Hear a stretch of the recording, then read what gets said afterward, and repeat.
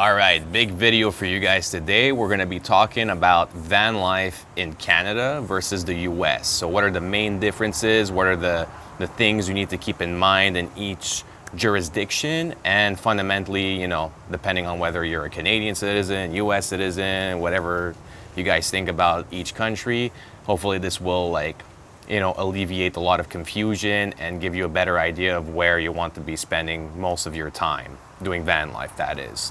So the first thing I'm going to say is obviously I'm Canadian, so I'm here in Florida right now on a vacation.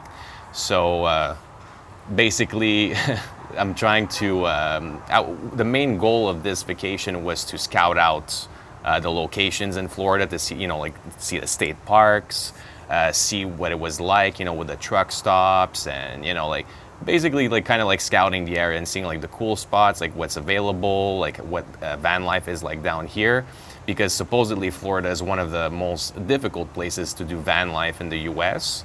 And the reason that is because there's a lot of snowbirds that come down here, and there's a lot of people probably in the past that tried to park anywhere and stuff. And so there's a lot of regulations when it comes to overnight parking and that kind of stuff. So we're going to talk about that in this video. But as I guess a forward, there are 2 states in the US that are actually kind of safe havens for van life, maybe a third one potentially, and those are Arizona and New Mexico. So a lot of the van life videos that you guys see on Instagram and stuff, and all those cool luxurious style builds, well, a lot of those people are in Arizona and New Mexico. There's BLM land, the restrictions are not so uptight over there, and even Texas to a certain extent, but not as much as New Mexico and Arizona. Now, let's go back to Canada for a second, because Canada is actually a lot easier in a lot of ways, because I would say the main difference compared to down here, which the only places I really can stay at are truck stops. State rest stops are not recommended because there's specific time limits that you're allowed to sleep there. So I might actually make another video about that, but there's plenty of blog posts about that on the internet, and I'm actually going to write one myself. So go check mine out. I'll leave a link in the description if you want the specific time limits for each state. But for the most part, I would avoid them. There's truck stops in the states like Love's, Pilot Flying J's, and TA Travel Centers. So those are the ones that I usually stay at. There's not really any issues for the most part. There are some that have been known to tow vehicles and that kind of stuff, and there's a lot of signage, and it tells you it's restricted, customer parking only 2 hours, or some spots are reserved. So you got to be super mindful of that. And if you do it, I mean, obviously the best way is to actually just go inside and ask if you can do it. But if you don't feel like doing that, and you don't want to risk it because they could say no, and you're not prepared mentally to get a no, just do it. Park discreetly, pick a good spot. I might make a video teaching you guys the etiquette for truck stop, travel center parking, but it's not that difficult. You just arrive late, you leave early, right? The old adage. But once that's done, there are other things to keep in mind. So anyways, I'll make another video about that. But for the most part, you're fine. I haven't gotten the boot once on this trip. I've been able to do it pretty much up until today. We'll see if that changes, because this is my last week here, so we'll see if that changes this week.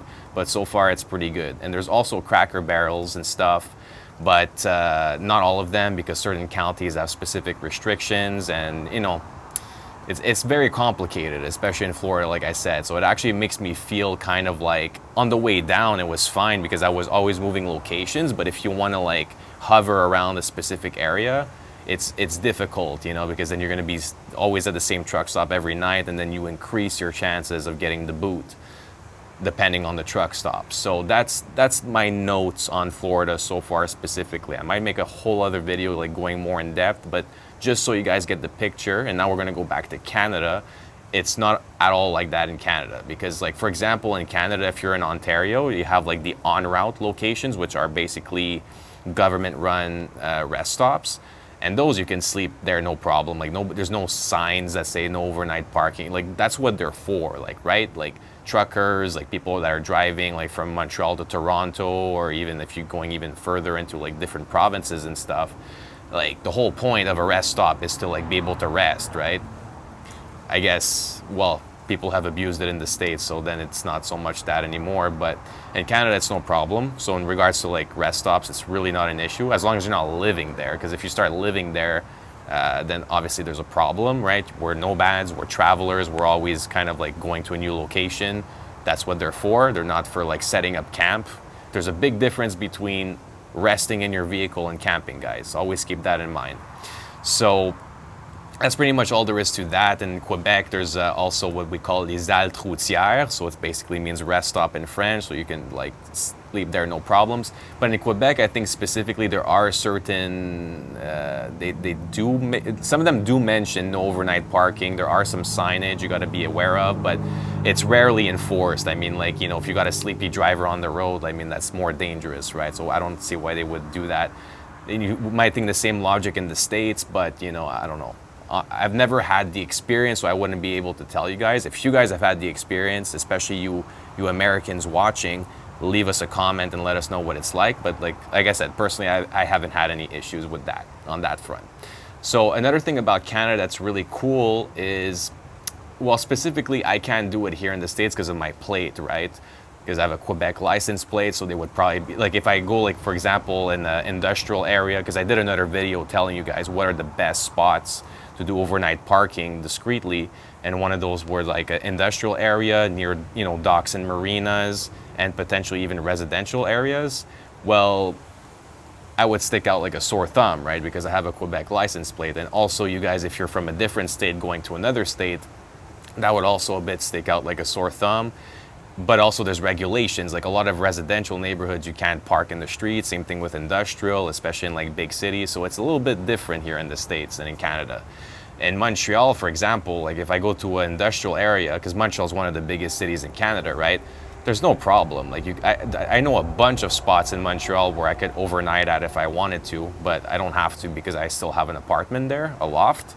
But yeah, so it's a lot less difficult. Like if I just wanted to pull up somewhere and stay for the night and then move on the next day, like, arrive late, leave early kind of thing, then there's no problem in Canada. Like that's just like, you'll never really get an issue if you have like, the etiquette and you've developed like the sensibility to like how others perceive you and stuff, and you don't want to park next to some old granny's house that's gonna like call the police on you. So things like that are to be kept in mind. As usual, but there are videos I've made that explain that logic a little bit better. But that's basically what I find. I find that Canada is just like, it's not really something, like at the beginning you might think it's challenging, but like once you have experience, or like Canada is easy compared to the US. But if you're like maybe a citizen of Florida, maybe it's different if you have the plate, but even then, like, I don't really see where you could park. There's not a lot of street parking available, especially overnight. Lots of signage prohibiting it, especially near major cities. So that's pretty much the differences. It's just kind of like the outlook on it. And it's understandable because like we said, in the winter, lots of people come down to Florida specifically to snowbird, and it's like super annoying for people, like there's even homelessness and stuff, which I guess like the solution is not necessarily to like ban it outright, because you're just tucking things under the rug there. But people here are very selective about their the value of their homes and stuff, and completely understandable. So there are ways to do it. There's also RV parks, you can like just rent a spot. And honestly, next time I come, I think what I'll do in Florida is I'll just rent an RV park, because it costs about the same as driving an hour each day, and which you pretty much have to do if you're always moving. And you got less mileage on your vehicle and stuff. And like I said, this trip was about like scouting the area, but next year I know which areas I like now, so now I can just pick an RV park in that area and stick to it. So those are the main differences. Now in terms of like, if you guys are looking for like hookups or like, whatever, like services, to dump septic tanks and stuff like that, that's available everywhere. If anything, it might be even more available year round in places like Florida, Texas, New Mexico, and Arizona. But anyways, in Canada, like the thing with like the Crown land, which is the equivalent of BLM land, it's a possibility too. Like people do it, so there's that too. More specifically in Ontario compared to Quebec. So if I was going to pick provinces in Canada where van life is the best, it's actually, because we went through the ones which are the best in the States, which is Arizona and New Mexico.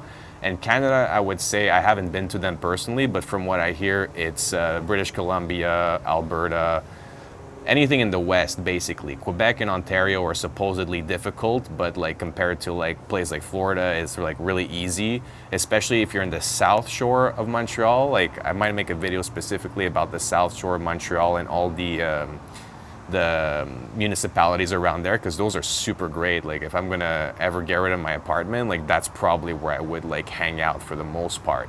So that's pretty much all there is to it, guys. I don't want to ramble too much. I hope that you got some value out of this video and that you have a better idea of what van life is like in the US versus in Canada. But I'm curious what you guys think, because a lot of you have been doing this lifestyle probably, or maybe are thinking about doing it. But for the ones that are doing it, let us know in the comments what your experience is and what your favorite municipalities or areas are to do van life. And you know, if you have any tips to share with the rest of us. And with that being said, thank you for watching, and I'll see you guys in the next one. All right, guys, that's it for this one. If you're building something that's meant to last, whether it's a camper van, a business, or just a better way of living, I'm glad you're here. Everything I use, recommend, or offer is linked in the description. Take what works, build your own blueprint, and I'll see you in the next one.